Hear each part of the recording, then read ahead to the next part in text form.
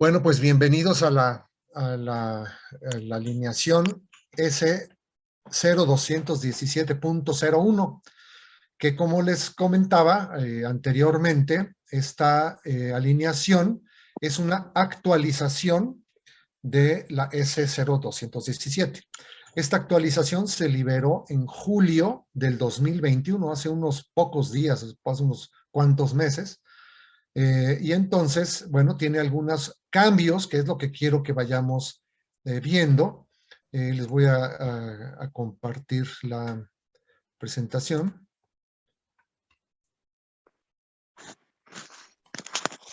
Me dicen cuando ya la vean.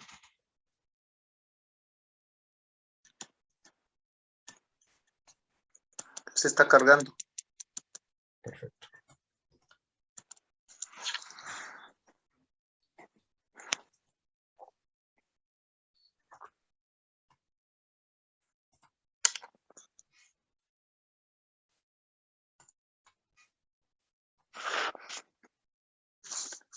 Listo. Listo, ya está. Perfecto. Pero falta, o sea, no se ve en modo de presentación. Ya, ahora sí. Ya debe de estar, ¿sí?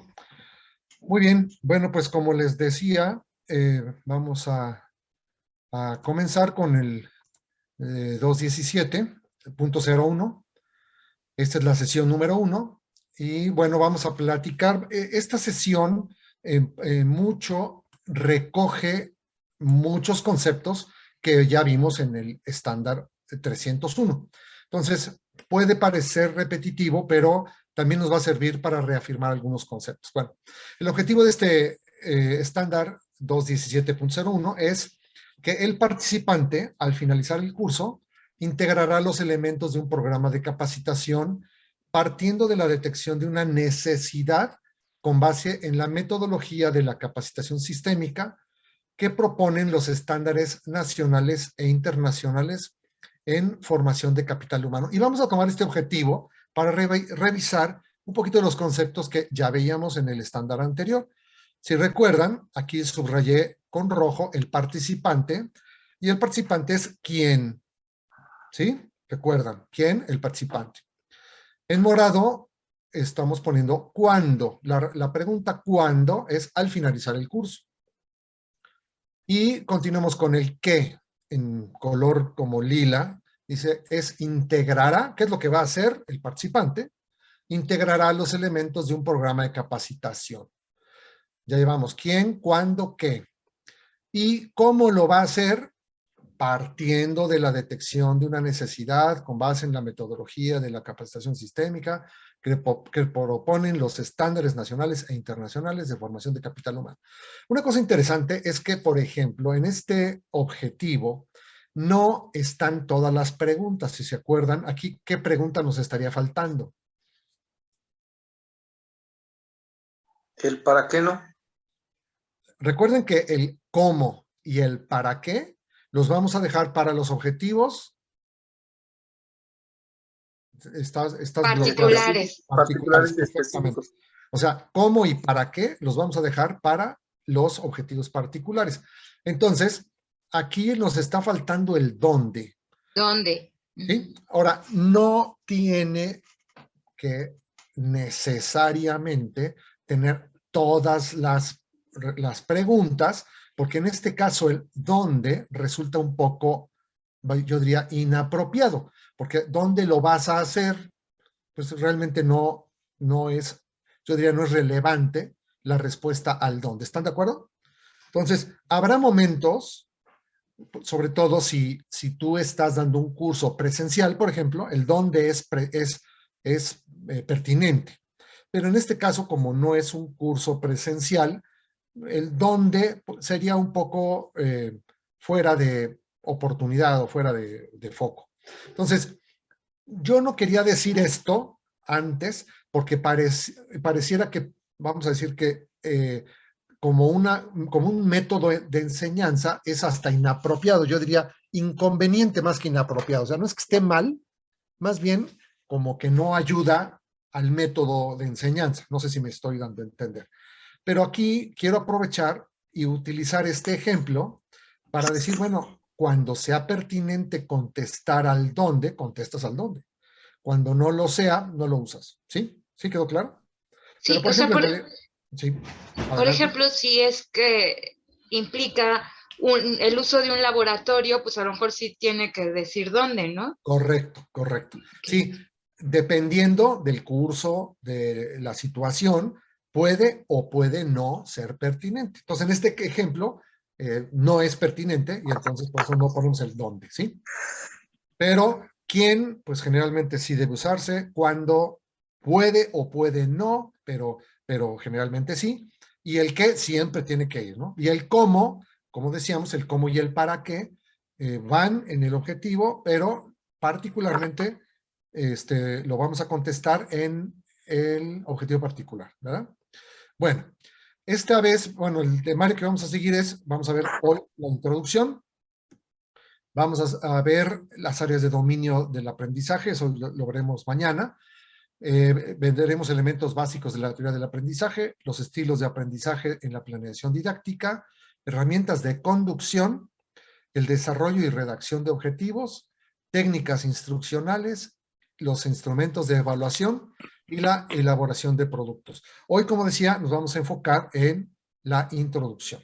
Entonces, vamos a empezar recordando esta frase que dice: lo que no sabemos, y lo subrayo en azul, azul cielo, lo que no hacemos, lo subrayo en verde, y lo que no somos es porque aún no lo hemos aprendido.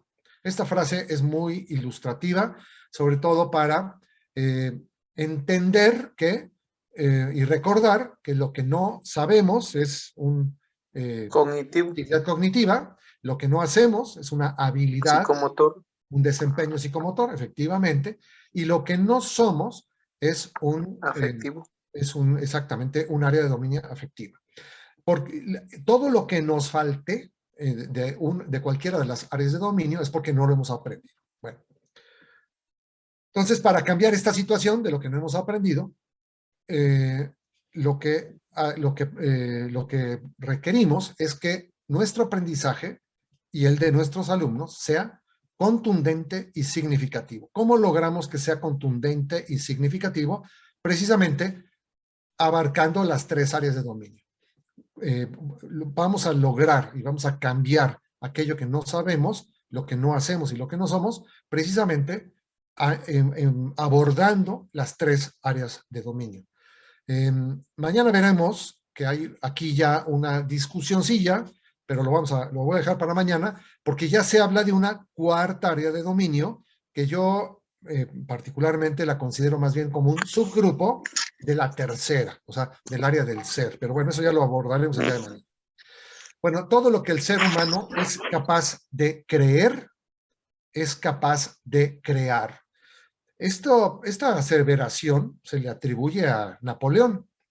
Napoleón decía que todo lo que eres capaz de creer, eres capaz de crearlo. Y esto puede tener como sus, vamos a decir, sus enemigos. Puede haber opiniones en contra.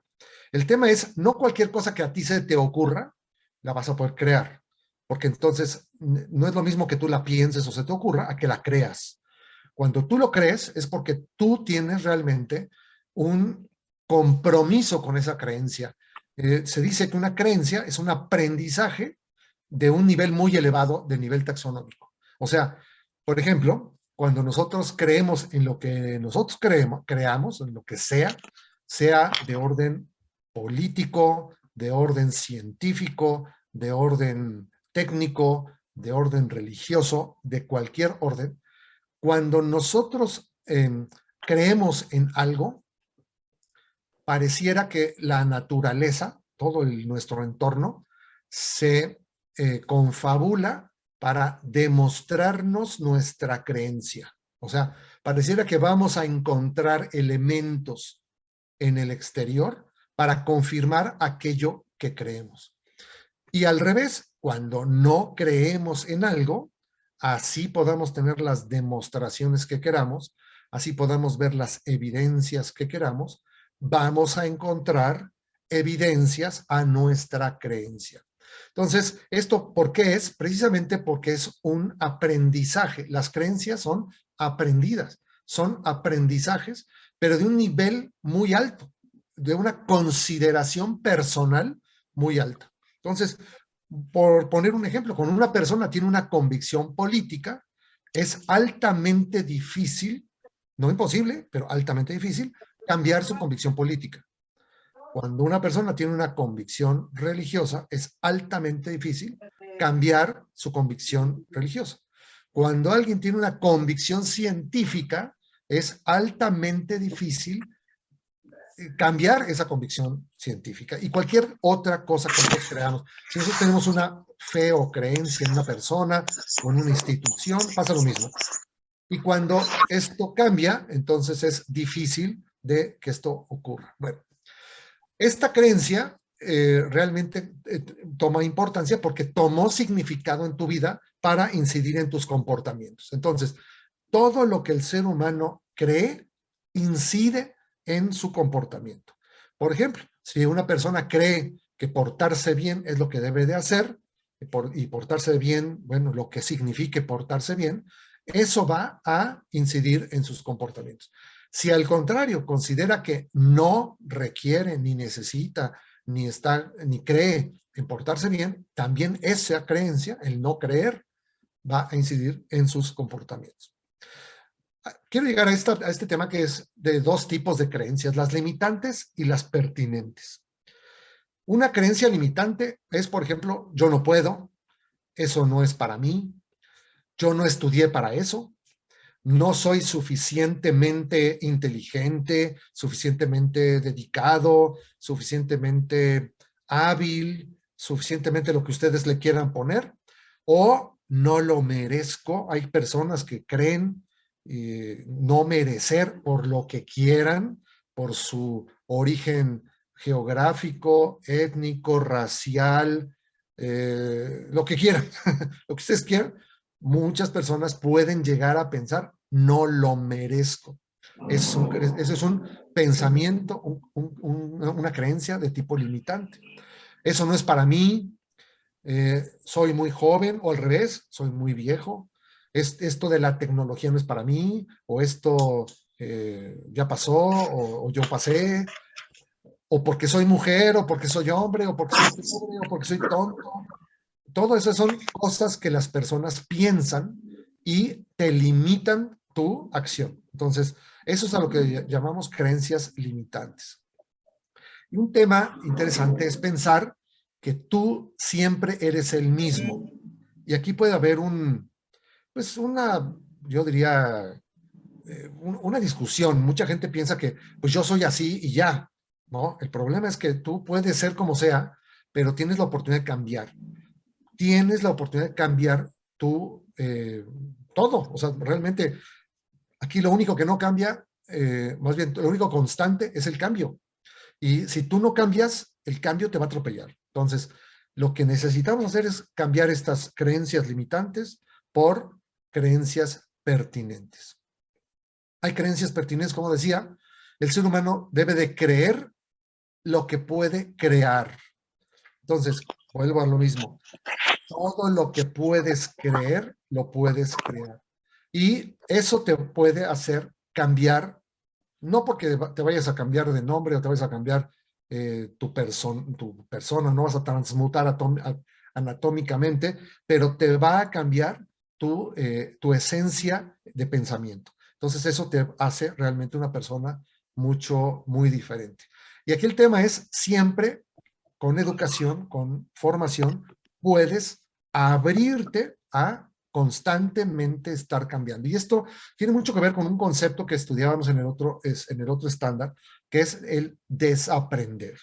Y una de las cosas que debemos de desaprender son estas creencias limitantes. Entonces, todo lo que creamos que no nos sirve para mejorar, lo debemos de desaprender. Bueno, la herramienta más efectiva que tenemos para progresar es nuestra capacidad de aprender. Como decíamos, esta capacidad de aprender, dice, si estamos aquí es para enseñar y si logramos que las personas aprendan y mejoren su autoestima, que sería cambiar pensamientos y creencias de tipo limitante por pensamientos y creencias de tipo pertinente. Y mejoran su vida, mejoran sus negocios, mejoran sus entornos, su casa, su colonia, su comunidad, su país, y si me lo permiten, el mundo. Digo, si no me lo toman como demasiado, digamos, demasiado positivo, demasiado ambicioso, realmente todo comienza por cambiar el pensamiento. Bueno, si logramos enseñar y las personas logran aprender, resolvemos la limitación humana. O sea, realmente esto es la importancia de la educación y de una educación con método, de una educación basada sobre todo en las necesidades. Lo que no está diseñado, y aquí retomamos lo que ya habíamos comentado, lo que no está diseñado no se debe de impartir. Y un poquito tomo lo que platicábamos al principio, Marcelo. Esto es planeación. O sea, todo lo que no está diseñado no está planeado. Y entonces no se debe de impartir. Porque entonces decíamos, esto es un cotorreo, esto es un perder el tiempo, entretenimiento, le podríamos llamar. Todo eso que tú sabes es necesario que lo compartas, pero a través de una metodología, para que tenga un impacto real en el participante y así se logre la transferencia. Este concepto de transferencia ya lo habíamos usado. ¿Recuerdan a qué nos referimos con la transferencia? ¿Del conocimiento? Claro. ¿A qué nos referimos con transferencia? Les ayudo. La transferencia es, yo tengo ciertos conocimientos y los comunico con ustedes. La transferencia se da cuando tú lo aceptas y lo adoptas. En ese momento se da la transferencia. No cuando tú lo escuchas, sino el momento en que tú lo aceptas y lo adoptas. Cuando ponía yo un ejemplo, recordarán en el otro estándar, en el 301, poníamos el ejemplo de cuando compramos un software. Bueno, pues puede llegar la persona que nos los vendió, la persona que nos los instaló, lo ponen a funcionar, pero mientras el área de departamento o la empresa a la que se le vendió o la que compró no adopta el software, no se da la transferencia. O sea, realmente no sirve de nada. La inversión que se haya realizado en dinero, en tiempo, en tecnología, en lo que haya sido, no sirve. Y aquí es lo mismo. Mientras no haya un cambio, mientras no haya una adopción, no se da la transferencia. La transferencia no es solo escuchar, no es solo oír, es aceptar y adoptar. ¿Sí? Bueno, el aprendizaje en el ser humano, también esto ya lo habíamos comentado, es natural, es biológico, es motivado por el instinto de supervivencia.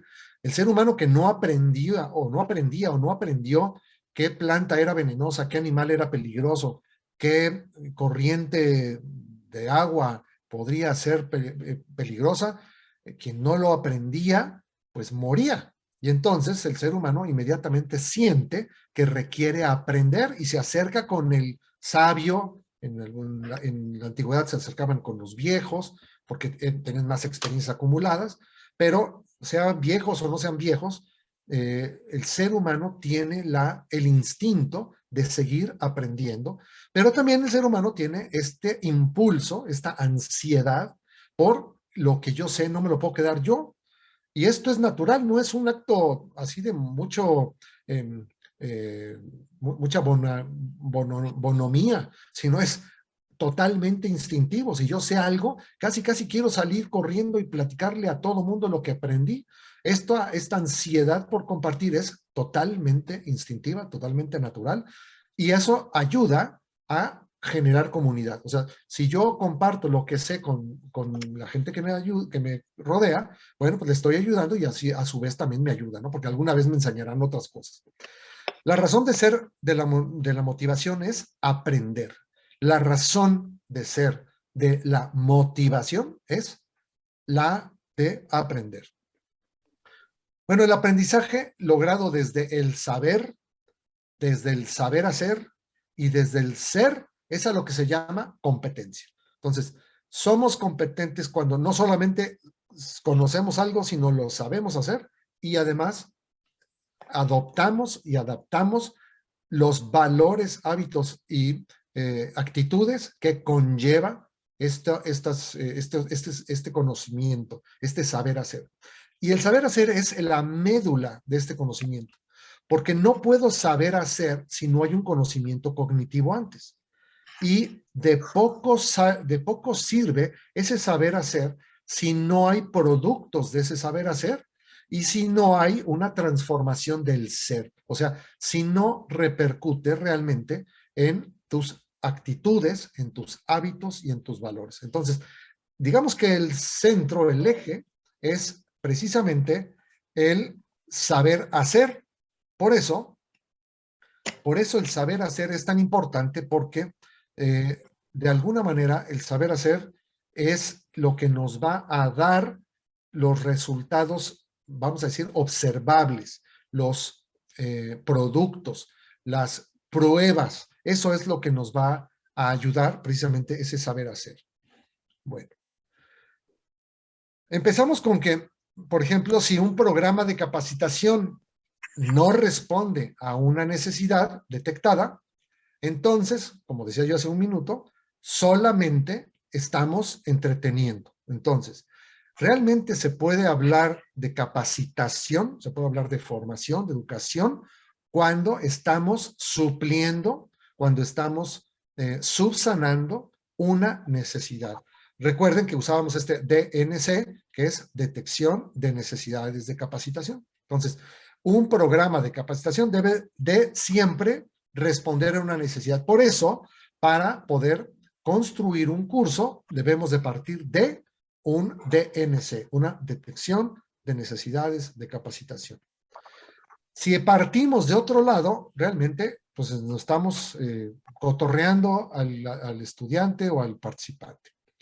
Este principio es lo que motivó, es lo que despertó en David McClelland en el 75, que todos decíamos esto lo experimentó en el 73, precisamente a generar lo que él llamó, digamos, aportó, que es este enfoque por competencias basado en modelos educativos. Ya lo repetí muchas veces, pero bueno, el modelo cognitivista o cognitivo, también llamado tradicional o también llamado grecorromano, que como dije, no lo inventaron ni los griegos ni los romanos, pero se les atribuye yo diría por el impulso y por el uso extenso que le dieron.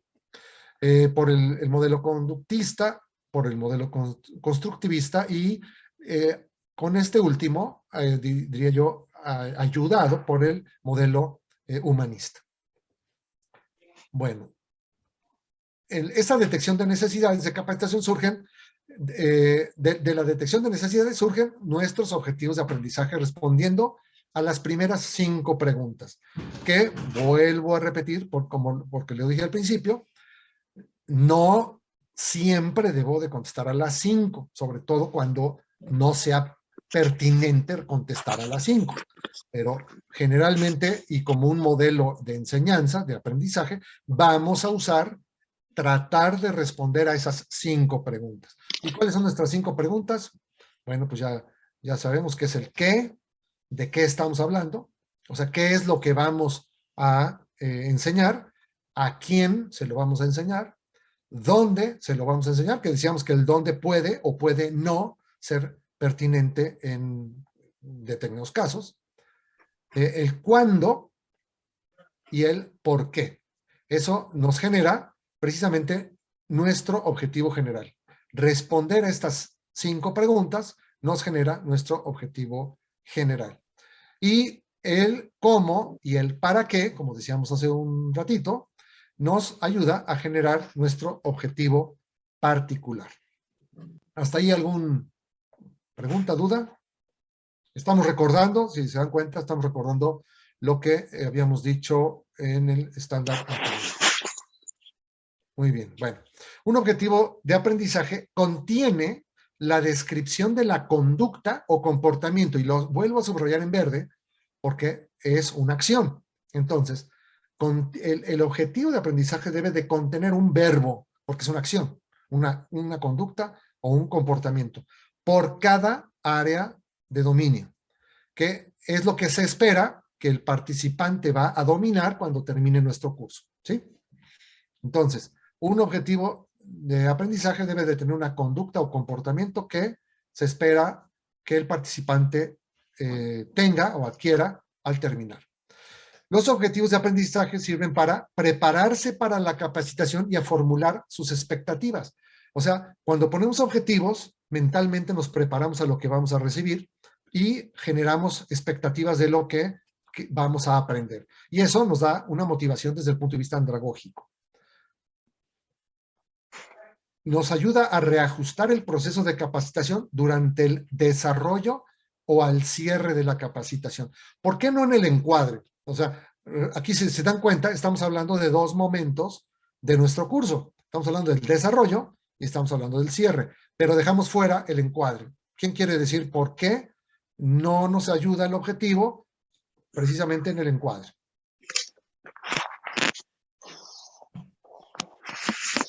¿Quién dice algo?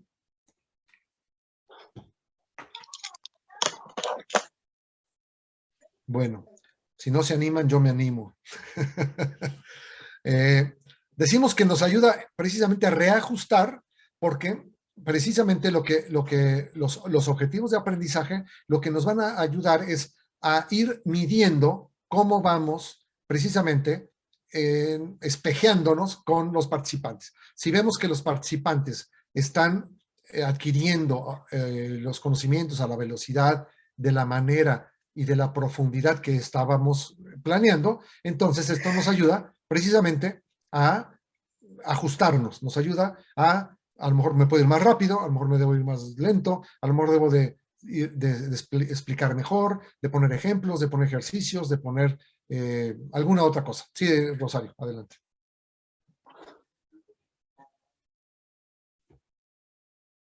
Tu audio está apagado. Perdón. Bueno, además los objetivos son lo que, con lo que hiciste tu encuadre, ¿no? Entonces, no es que vayas a ajustar el encuadre, es lo que te permitió crear el encuadre, ¿no? Bueno, realmente el objetivo, lo que busca, más que el encuadre, lo que busca es lo que debe de llevarse, debe de aprender mi participante al final. Entonces, el encuadre, si se acuerdan, pues es como una introducción, simplemente es una rampa de subida con la que vamos de menos a más y vamos subiendo el tono, vamos prendiendo, vamos a decir, el calor, vamos subiéndole el calor al curso, pero realmente el encuadre es esto, una introducción, ¿no? Digamos que lo más sabroso, lo más rico del encuadre está precisamente al final, cuando empezamos haciendo el diagnóstico, ¿se acuerdan? ¿No? Empezamos con el diagnóstico, pero realmente lo que podemos reajustar, lo que podemos ir midiendo es precisamente en el desarrollo, que decíamos que es la parte meseta, la parte medular de nuestro curso, la que tiene las 3 áreas de dominio, la que tiene nuestro aprendizaje, lo que estamos comunicando. ¿Y por qué podemos terminar en el cierre de reajustar? Porque puede haber, a lo mejor, actitudes, hábitos o valores que no quedaron lo suficientemente claros. ¿Y cómo me voy a dar cuenta? Bueno, en el cuestionario final y en la retroalimentación que yo puedo ir tomando durante el desarrollo y durante el cierre. Sobre todo, por ejemplo, con esta técnica de diálogo-discusión. Ahí puedo verificar si hay lagunas, si hay cosas que no quedan suficientemente claras, y ahí puedo tomar acción y puedo reajustar, como decía. No sé si me di a entender.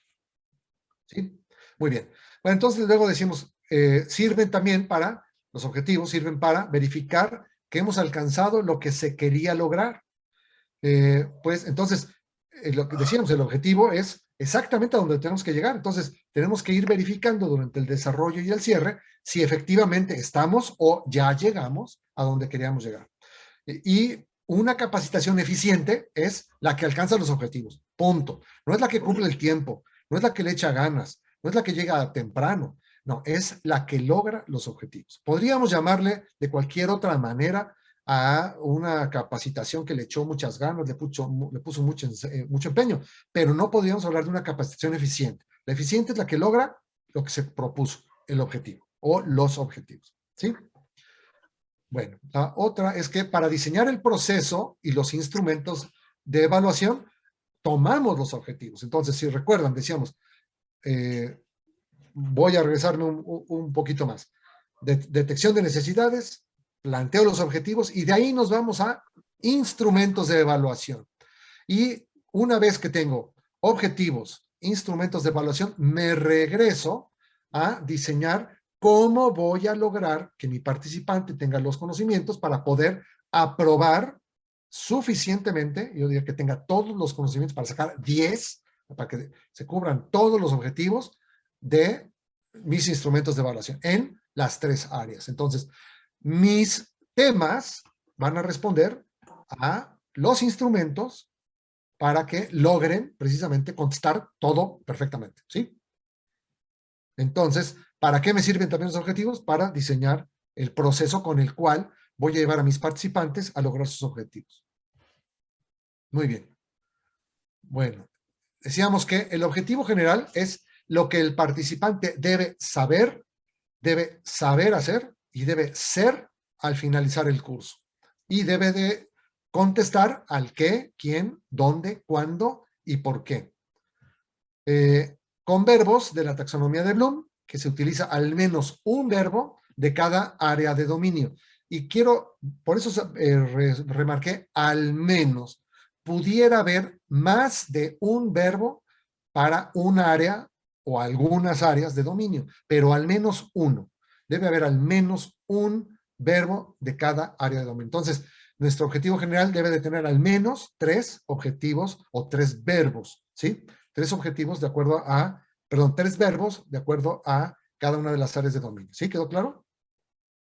¿Sí? Los objetivos particulares es lo que el participante debe saber hacer y ser al final de cada uno de los temas del curso. Y me va a contestar el cómo vamos a lograr lo anterior y para qué vamos a lograr lo anterior. El para qué es el beneficio. O sea, qué beneficio, qué cosa buena, qué valor desde el punto de vista de algo que está apreciado por el participante, voy a lograr precisamente con mi curso. Y lo interesante es que los objetivos particulares deben de venir del objetivo general. O sea, el objetivo particular no puede estar divorciado, no puede ser independiente del objetivo general. Tiene que ser una derivación del objetivo general. Por lo mismo, cuando redactamos los objetivos particulares, usamos parte de la redacción del objetivo general. De hecho, normalmente contestamos al quién, al cuándo, algunas preguntas y aparte del qué, al menos, en cada uno de los objetivos particulares. ¿Y cuántos objetivos particulares vamos a tener? Pues vamos a tener el número de temas que tengamos. Cada tema debe de tener un objetivo particular con un objetivo, con un verbo del área cognitiva, una del psicomotor y una del emotivo-conductual. Y de los objetivos particulares pueden o pueden no existir objetivos específicos. ¿Cuándo no existen objetivos específicos? Cuando el curso no tiene subtemas. Si el curso tiene subtemas, entonces tengo objetivos específicos que son muy parecidos a los particulares, nada más que pues en más particulares que los particulares. Por lo mismo se le llama específico. Y es lo que el participante debe saber hacer y saber ser al final de cada uno de los subtemas. Y también contesta al cómo y al para qué. Y también utiliza al menos un verbo de cada una de las áreas de dominio. ¿Hasta ahí alguna duda? Esto es un repaso. Y también, perdón, los objetivos específicos deben de venir de objetivos particulares. Así como los particulares vienen de los generales, los específicos deben de venir de particulares. ¿Por qué? Porque un subtema, pues viene de un tema. Por lo mismo debe de derivarse del tema, ¿sí? Ahora, quiero remarcar, los objetivos específicos no siempre son necesarios. Solamente que tu curso, por su extensión, por su subdivisión, por cómo tú lo configuraste, requiera de que haya objetivos específicos. Bueno, entonces, Los objetivos deben de comunicar lo que se realizará y orientarán al diseñador para seleccionar tanto los instrumentos de evaluación, ya lo habíamos dicho, después de los instrumentos de evaluación, el temario, que esto parece un contrasentido, pero ya estudiamos por qué. Primero nos vamos al final, luego nos regresamos a cómo vamos a lograr el final, y las técnicas necesarias que voy a usar en mi temario para que mis participantes logren llegar a contestar perfectamente y a adquirir el conocimiento que voy a medir con los instrumentos de evaluación. Entonces, las técnicas instruccionales, recuerden, nada más así recordando las técnicas instruccionales, hablábamos de la técnica expositiva, la técnica demostrativa y la técnica de diálogo-discusión. Cada una, de acuerdo a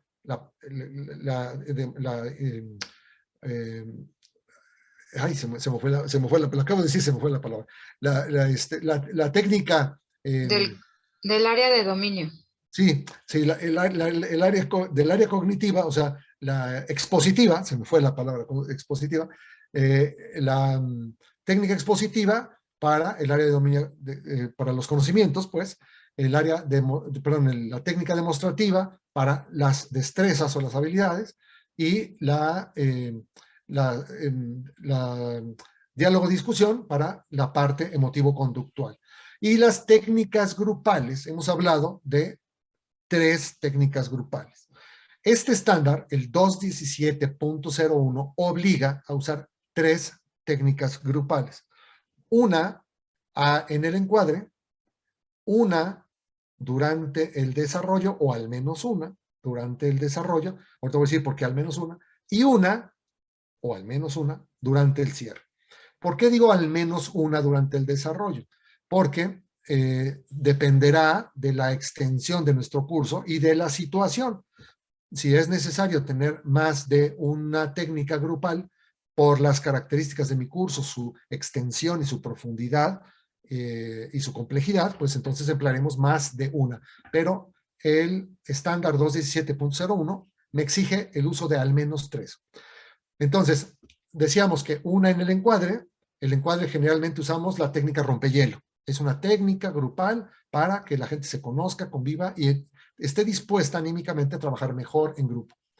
Y durante el desarrollo podemos usar técnicas energizantes o las que requiramos que ayuden precisamente a mantener la atención o mantener el ánimo durante el desarrollo. Si es necesario más de una vez, más de una técnica, eso dependerá, como acabo de decir, de las características de nuestro curso. Y al finalizar, usamos al menos una, o generalmente una, que es la técnica de cierre, que normalmente lo que hacemos es poner en común los aprendizajes, las expectativas, qué tan bien o qué tan mal se cumplieron las expectativas, cómo se van los participantes y qué ánimo hay para el final. Y sobre todo que sirva de retroalimentación al instructor para nuevas experiencias de este tipo. Bueno. Decíamos, el participante que va a realizar la conducta es el quién, o sea, la pregunta quién es el participante que va a realizar la conducta, cuándo es el momento que se cumplirá esa acción, qué es la acción o conducta que aprenderá el participante, que va a ser un verbo y un objeto directo, o sea, sobre qué cosa está hablando el verbo, o sea, el verbo y el complemento de lo que va a realizar el participante en nuestro curso. Y el cómo es las condiciones mediante las cuales se va a efectuar este comportamiento. Y el para qué, como decía yo hace rato, es el beneficio. ¿Qué va a sacar mi participante? ¿Qué de bueno va a obtener el participante de nuestro curso? Muy bien. ¿Preguntas? ¿Dudas? ¿Vamos bien? Ok, bueno, vamos a ver algunos ejemplos. Aquí tenemos un ejemplo de un objetivo. Dice, el participante al final del curso explicará por escrito cada uno de los 3 elementos que componen una exposición, con base en el modelo de comunicación nacional, para que tenga una mejor relación con sus compañeros de trabajo. Bueno, este es un objetivo de algún curso, y el quién es el participante, el cuándo es al final del curso, el verbo y objeto directo es explicará, ese es el verbo, por escrito cada uno de los 3 elementos que componen una exposición. El cómo va a lograr este comportamiento, cómo es que va a lograr ser capaz de explicar, bueno, con base en el modelo de comunicación nacional. ¿Y cuál es el beneficio que va a tener? Es el para qué, para que tenga una mejor relación con sus compañeros de trabajo. Entonces, de esta manera, está configurado, en este caso, por 1, 2, 3, 4. ¿Qué verbo, más bien, qué pregunta no está contestando? ¿Qué pregunta de las que teóricamente debe de tener un objetivo? ¿Dónde? ¿Dónde? Que a veces, decíamos, es pertinente y a veces no. ¿Ah? Ok. Y después, otro ejemplo es, por ejemplo, el participante durante el curso, es otro objetivo de otra cosa, el participante durante el curso elaborará al menos 5 gráficas seleccionadas de las 6 revisadas en el curso, tomando como referencia bla, bla, bla, bla, bla. Cuando hablamos del participante es quién está dirigido al participante. ¿Cuándo? Durante el curso. Respecto al anterior, aquí dice durante, en el anterior decía al final.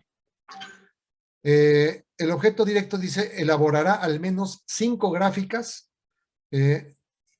seleccionadas de las 6 revisadas en el curso y cómo, tomando como referencia, y ahí dirá tomando como referencia qué cosa, algún documento, alguna técnica, algún texto, qué sé yo.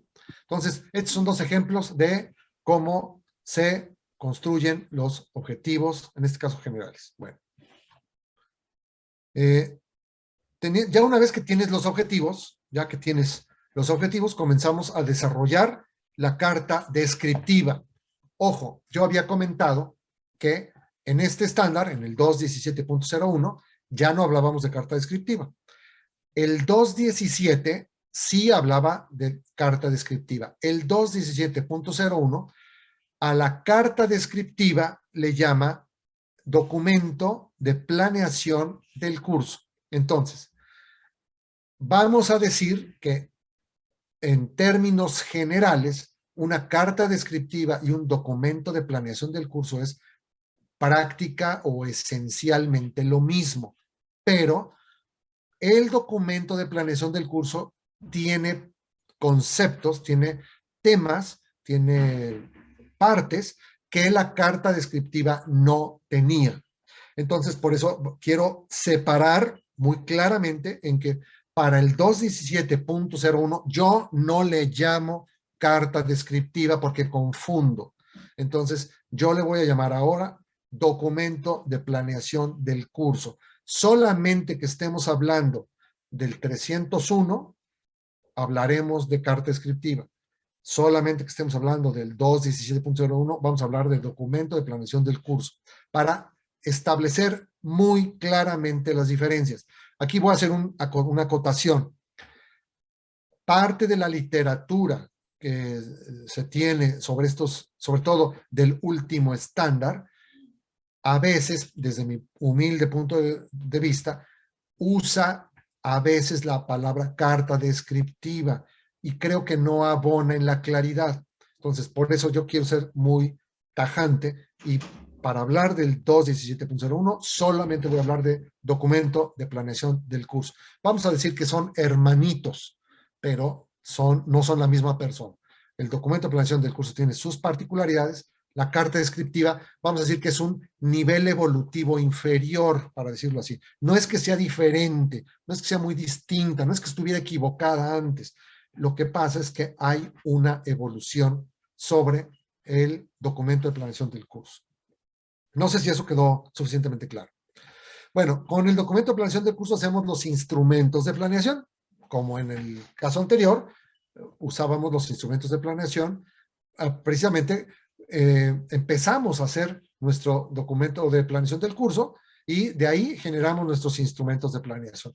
Quiero ser muy enfático. No es que vamos a terminar nuestra carta descriptiva en el caso anterior y nuestro documento de planeación en este, y al final de nuestra carta hacemos los instrumentos, ¿no? Empezamos a hacer nuestra carta y empezamos a hacer los instrumentos y ahorita vamos a decir cuándo dejamos de llenar nuestro documento de planeación. Con estos, o sea, ya con estos instrumentos de planeación, perdón, instrumentos de evaluación, con estos instrumentos de evaluación hacemos el temario, decíamos, nos regresamos, hacemos el temario, y continuamos y terminamos el documento de planeación del curso. ¿Por qué vamos a terminar o con qué vamos a terminar nuestro documento de planeación del curso después de hacer los instrumentos de evaluación? Pues precisamente diciendo cuándo vamos a usar los instrumentos de evaluación, cuánto van a durar y qué tipo de instrumentos de evaluación vamos a utilizar. Y además vamos a regresar a poner los temarios. Si recuerdan, voy a llenar mis instrumentos de evaluación, voy a diseñar mis instrumentos y luego me regreso al documento de planeación para poner los temas y para poner los instrumentos de evaluación donde van con sus características. ¿Sí quedó claro? ¿Quedó claro? Te veo cara de duda, Rosario. ¿No? Estás pensando en otra cosa. Es que te vi cara de duda. Muy bien. Muy bien. Bueno, entonces, si no hay duda, al finalizar el curso, el participante entonces debe lograr los desempeños y los productos planteados en los objetivos. Dentro de los desempeños están todas las destrezas, todas las acciones, todos los pues precisamente todas las habilidades que queríamos en nuestra planeación. ¿Y por qué pongo desempeños con verde? Porque hemos venido manejando todo lo psicomotor en verde. ¿Y por qué pongo productos en naranja? Si hemos utilizado el naranja para habilidades, actitudes, hábitos y valores. Entonces, pues porque los productos me permiten leer o cotejar precisamente las actitudes, hábitos y valores, así como los desempeños que logra mi participante. Y esos los voy a registrar, si recuerdan, en la lista de cotejo. Entonces, al finalizar del curso, vamos a ver que estos objetivos están ejemplificados en esto. Y esto es posible de registrar, medir en la guía de observación, los desempeños, y en la lista de cotejo, como dije, los productos, las actitudes, hábitos y valores. Bueno, por lo que el desarrollo del curso debe ser dirigido exclusivamente a esto. O sea, todo lo que busca nuestro curso es lograr los desempeños y los productos. Alguien me podría decir, oye, no, espérame, pero ¿y entonces dónde quedan los conocimientos? Los conocimientos quedan registrados y medidos en mi cuestionario o en mi evaluación sumativa o en mi evaluación final, que es lo mismo, evaluación final, evaluación sumativa o cuestionario es enteramente lo mismo. Ahí van a quedar registrados, pero estos conocimientos, sobre todo yo quiero que queden embebidos o imbuidos o implícitos en los desempeños y en los productos. Eso es lo que busco, porque decimos que a diferencia de otras técnicas educativas, la educación por competencias lo que busca son evidencias, lo que busca son productos, lo que busca son demostraciones del conocimiento, no un conocimiento de manera etérea o solo a nivel teórico. Entonces, por eso es que debe de quedar perfectamente imbuido, incluido en desempeños y productos. No sé si quedó hasta ahí claro. ¿Sí? Bueno. Empezando ya en otro tema, bueno, van a decir, ya brinca al TEMEC. Bueno, ¿por qué saco esto del TEMEC?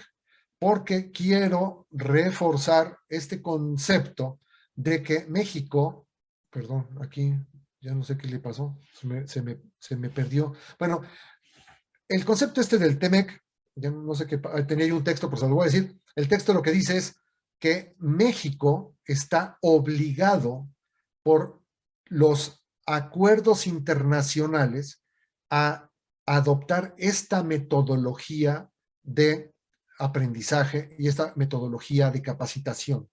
No es voluntario, no es gracioso, no es deseable, no, es obligatorio. No solo por el TEMEC. No sé si saben, pero México es el país del mundo con más convenios y acuerdos internacionales firmados. No sé si eso lo saben.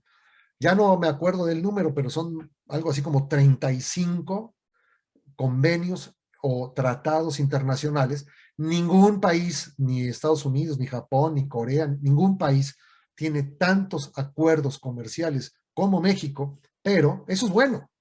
Lo malo es que no hemos sido consistentes como país para honrar tantos acuerdos de este tipo. Entonces, de alguna manera vamos a decir que esto nos obliga legalmente como país a cumplir con esta metodología que es, como hemos dicho desde el principio, de orden internacional. Decíamos que el enfoque mundial de competencias no es algo que se nos ocurrió aquí en México, ni es un invento del conocer, es una exigencia mundial y hemos dicho por qué.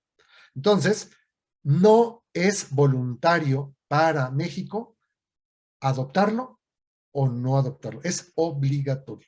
Bueno, en este sentido, vamos a empezar a hablar sobre los antecedentes y el origen de la capacitación. Bueno, este tema de la capacitación comienza con, se piensa que comienza con las organizaciones militares y con las organizaciones religiosas. ¿Y por qué se da esto? Pues precisamente por la necesidad de que los ejércitos conozcan lo que algunas, vamos a decir, lo que sus antecesores conocían, que dominen lo que sus antecesores dominaban. En el caso de las religiosas, de las organizaciones religiosas, pues que los nuevos adquieran los conocimientos de los anteriores y que todos los conocimientos acumulados por años se transmitan hacia los militares o hacia los religiosos, pero también a las empresas. Esto también tuvo una implicación en el abuso a través de los esclavos. O sea, por ejemplo, a algunos esclavos obligaba a capacitarse de lo que sabían hacer esclavos anteriores o más viejos, con más experiencia. ¿Y por qué querían que se capacitaran los esclavos nuevos? Pues para que dominaran las técnicas, los conocimientos, los aprendizajes que tenían esclavos anteriores. Obviamente, pues no era muy voluntario, no era muy motivante, sino a veces se usaban, y creo que en la mayoría de los casos, se usaban métodos bastante distintos a lo que hoy pedirían los derechos humanos. Entonces, estos orígenes de la capacitación, pues no siempre fueron lo deseables, lo bonitos y con coffee break y con galletitas y con diapositivas. Muchas veces se utilizaron métodos inhumanos y muy crueles. Bueno, esto se generan roles, como el rol del maestro, esto es lo más común, que había un maestro, por ejemplo, el maestro alfarero, el maestro carpintero, el maestro de la teneduría, o sea, los que hacían curtido de pieles y cualquier otra actividad que a ustedes se les ocurra, había un maestro al que se le acercaban aprendices, a veces de manera voluntaria y a veces de manera obligatoria. Muchas veces estos aprendices se acercaban al maestro con el interés de aprender del maestro y el maestro permitía que se acercara precisamente buscando que el aprendiz le ayudara. Entonces, el maestro tenía el interés de la ayuda y el aprendiz tenía el interés de la aprender, pero en un momento dado buscar su independencia.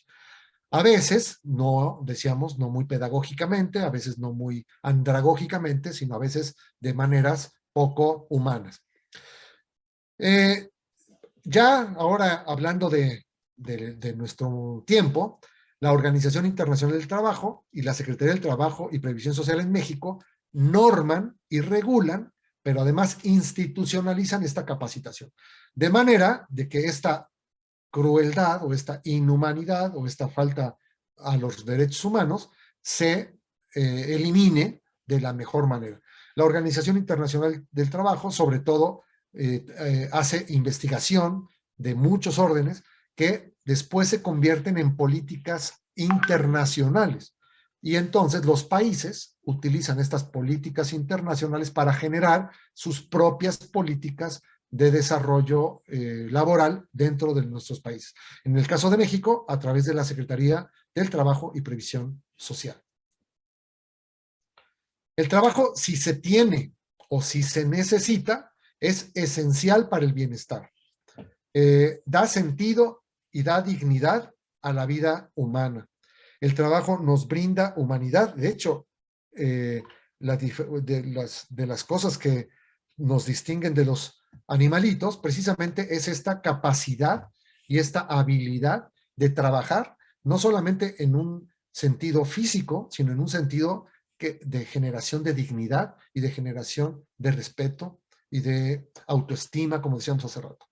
La Organización Internacional del Trabajo se generó en 1919 y al final de la Primera Guerra Mundial es la organización de la ONU, bueno, se genera esta organización de la ONU y se funda precisamente para que exista o se mejore la justicia social y es fundamental para la paz universal y duradera. Dentro de los conceptos fundacionales de la Organización Internacional del Trabajo está precisamente que este derecho al trabajo y esta capacidad de los pueblos de generar trabajo está como una generadora de la paz y de la paz y de la convivencia internacional.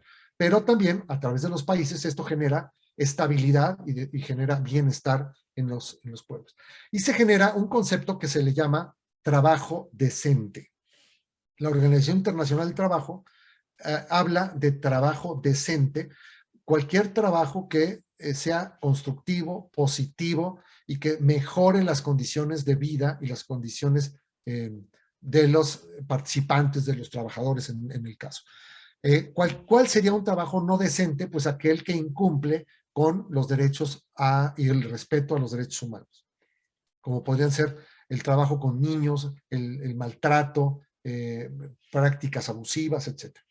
Los principios de la Organización Internacional del Trabajo es fomentar las oportunidades de trabajo decente, mejorar la protección social, fortalecer la actividad tripartita. Aquí, hablando de actividad tripartita, se refiere a el empleador o patrón, que ya se usa mucho en México, el gobierno y el trabajador.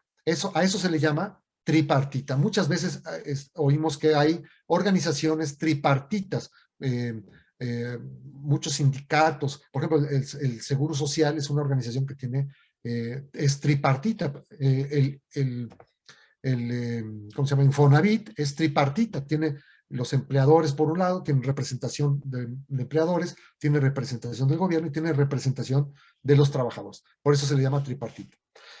Garantizar los principios y derechos laborales fundamentales. Eso es básicamente lo que busca la Organización Internacional del Trabajo. Bueno, lo vamos a dejar hasta aquí por la hora y el compromiso de respetar la hora. Entonces, si quieren ya mañana continuamos. Les pido mucha puntualidad. Mañana comenzaremos otros temas, como decía yo hace rato, muy interesantes, y nos iremos adentrando ya en la diferencia de este estándar precisamente respecto al anterior. De alguna manera, el de hoy es una introducción, revisamos mucho de lo que vimos en el anterior y empezamos a meternos ya en temas, sobre todo muy finos, vamos a decir, del tema del trabajo. No sé si hay alguna duda o pregunta. ¿No? Bueno, nada más invito a que vayan pues avanzando en el proyecto del estándar anterior. Voy a enviarles ahorita mismo, les voy a mandar todas las ligas de todas las sesiones para que las tengan juntas. No es porque no se les haya mandado, sino si se dan cuenta se las fui mandando conforme fueron pasando las sesiones. Se las voy a mandar juntas para que no tengan ningún problema y las puedan encontrar y tener todo en un mismo lugar. ¿Sí? Entonces, les voy a ir mandando también, yo creo que ahorita mismo se los voy a mandar el estándar de competencia del 217.01, ¿sí? Para que lo vayan revisando, para que lo vayan, estudiando un poquito y nuestras siguientes sesiones sea más fácil irlo captando, ¿verdad? Entonces, un concepto que nada más con quiero cerrar la diferencia más importante que tiene este estándar respecto al anterior, o sea, al no actualizado, es la dimensión social de precisamente esta área de dominio emotivo-conductual. Si se acuerdan, cuando estudiábamos el área de dominio conductual, hablábamos de actitudes, hábitos y valores. Estos tres conceptos son de orden personal. O sea, yo puedo o no puedo tener actitudes, puedo o no puedo tener hábitos, o puedo o no tener valores. Pero una de las diferencias más importantes que hay con la actualización viene de la UNESCO. La UNESCO habla de una cuarta área de dominio. Yo quiero proponerles no hablar de una cuarta área de dominio, me parece un poquito muy pretencioso, más bien una dimensión social del área de dominio emotivo-conductual. O sea, una extensión del área de dominio emotivo-conductual hacia el otro, hacia el prójimo, hacia los demás, ¿no? Entonces, si están de acuerdo, yo sería un poquito más claro, buscaría no ser ambiguo, para decirlo de otra manera, y decir, bueno, que las tres áreas de dominio siguen siendo las mismas, pero a instancias de la UNESCO hay un área que hay que explotar y me parece sumamente pertinente y sumamente bueno, pero es la dimensión social del área de dominio emotivo-conductual. ¿Sí? Bueno, ahora sí ya me extendí. Les mando un saludo a todos, que pasen buena noche y no dejen de avanzar. Simplemente avancen, avancen y avancen. ¿Sí? Excelente noche. Me gusta saludarlos. Que pasen buena noche. Muchas gracias. Nos vemos mañana. Que descansen. Bye. Adiós. Bye, bye. Bye.